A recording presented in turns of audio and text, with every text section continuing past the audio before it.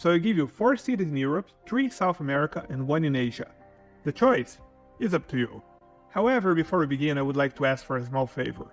If you enjoyed this video, please hit the like and subscribe button so that YouTube can continue to show it to others. Krakow, Poland. With an average internet speed of 43 megabytes per second.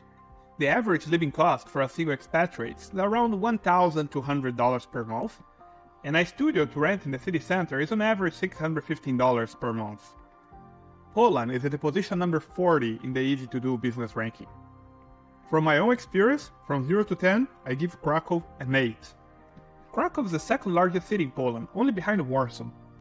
Its metropolitan area has almost 1.5 million people, and the city has all services that an expatriate needs, like a high-speed rail connection to the capital and to the largest national airport.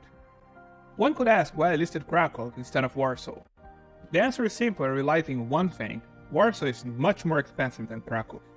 Krakow has a considerable international community, but I would rather recommend any expatriate to mingle with the locals. The well-educated Krakowians frequently speak English.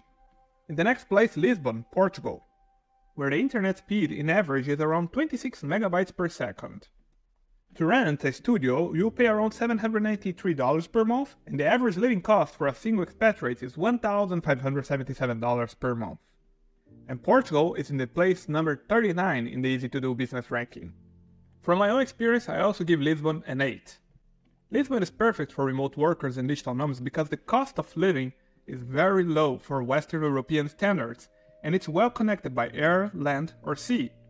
The average daily cost of living in Lisbon is only $60.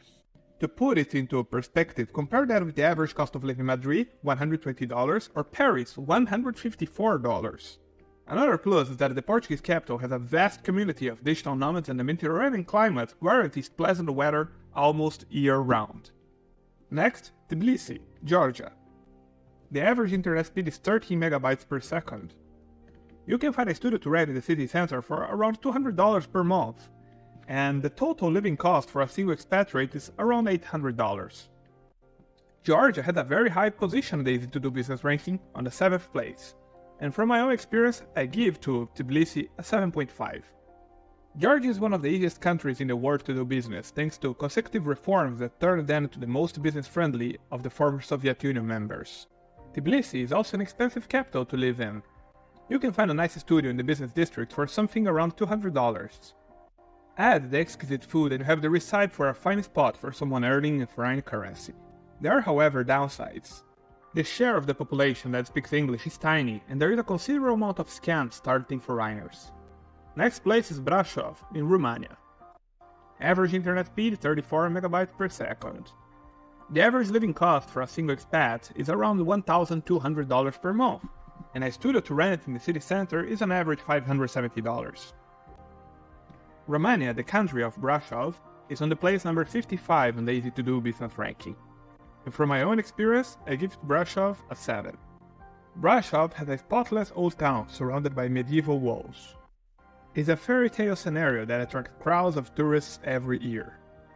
Many of them fall in love and decide to stay for longer. Much longer. The vocation for tourists results in a large share of the population speaking English. Internet is fast, roads are good, and the costs are low considering European Union standards. The biggest downside of Brașov and anywhere else in Romania is the post-communist bureaucracy. Next, Florianopolis, Brazil. Average internet speed 14 megabytes per second. Average living cost for a single expatriate $681, and a studio rent in the city center is on average $259 per month. But Brazil has a very low position in the Easy to Do business ranking, 124, and I know that by my own experience. Still, I give to Florianopolis an 8. Florianopolis is the capital of the state of Santa Catarina, southern Brazil, and has a population of about 1.3 million people. It is a planned city, meaning that rather than being built from scratch, it was laid out according to a plan that used modern ideas about what a city development should be. The city is built around several parks, including one with a large lake, and there are several beaches. The climate is mild and people spend time doing activities outdoors. Locals, in my humble opinion, are among the most healthy and good-shaped people in entire Brazil, and that is not a small thing. But Florianopolis is not just a place to live. It's also a good place to work. Today, Florianopolis is often called the Silicon Valley of Latin America. The epicenter is an area called PJ, for Pontal do Jaraguá, a bay just south of the city center. And the next place is Bangkok, in Thailand, where the average internet speed is 33 megabytes per second. Average living cost for a single expatriate is $1,198 per month, and a studio rent in the city center is on average $649 per month. Thailand is on the place number 21 in the Easy to Do business ranking. And from my own experience, I also give Bangkok an 8. I had been to Thailand a few times, and in all of them, Bangkok dazzled me. The Thai capital is the hub of Southeast Asia, and Thailand had until a few years ago many social tensions, but Bangkok itself is in a relatively safe area populated by wealthy and well-educated people. It is easy to get around. A major part of the population speaks English, and foreigners find a curious mix of friendliness and caution. It is a cosmopolitan city with people from everywhere. The city is clean and safe, and traffic is generally light. The best part, the cost of living is low. A nice studio with internet and cable is about $600 per month. Coffee is about 40 cents, beer is around 60 cents, and you can find restaurants with full meals for less than $10. The country is well connected to the world thanks to the enormous Suvarnabhumi airport. Roads, however, are still dangerous. Another potential downside is the sweaty, humid climate year-round. Now Santiago, in Chile. Average internet speed 12 megabytes per second. The average living cost for a single expatriate is $113 per month, and a studio rent in the city center is on average $271 per month. Position of Chile in the Easy to Do business ranking, 59. From my own experience, I give to Santiago an 8. It was the first city I lived after moving out from Brazil. To understand the Chilean capital, you should know first that it's the most unequal capital in Latin America. My homeland, Brazil, has high inequality, but still Santiago surprised me on this point. You can divide the city into two parts, west and east. The eastern part has living standards of a very developed country and well-organized urban plan. Meanwhile, the western portion is like other chaotic Latin American large urban zones. With almost 6 million residents, Santiago sometimes feels overcrowded, and not many people speak good English, which can lead to moments where you get lost, unless you understand some Spanish. Despite all those cons, the city has a lovely climate, good entertainment options, excellent transport infrastructure, and many business opportunities. It is also safe when compared to Latin American standards, and affordable. And the last in our list, Buenos Aires in Argentina. Average internet speed 26 megabytes per second. Now the numbers that I'll tell you are a bit shocking, but the average living cost for a single expatriate in Argentina is only $415 per month, and a studio rent in the city center is on average less than $100. Later on I'll explain why those numbers are so crazy, but the position in the Easy to Do business ranking of Argentina is very low, 126th place. And from my own experience I give Buenos Aires a 7.5.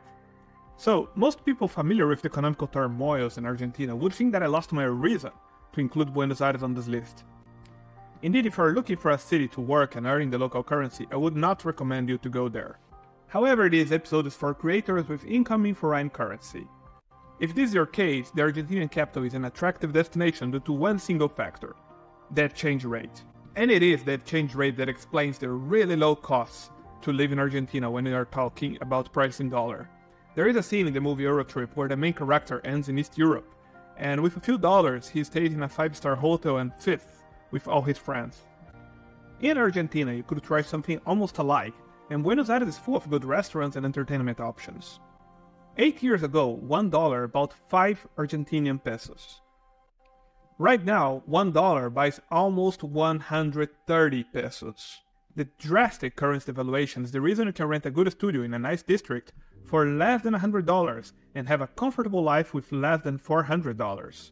So I made this list with remote workers and entrepreneurs in mind, meaning anyone who does not need to commute into an office and instead works from a location of their choosing. If you can work from anywhere, why live in an expensive city and burn your income when you could be in a nicer and cheaper area? So yes, there are reasons for people to move to larger metropolises. Before, for example, I made an episode about the best place in the world to kickstart a new career with no money, and for this purpose, larger cities are the best option.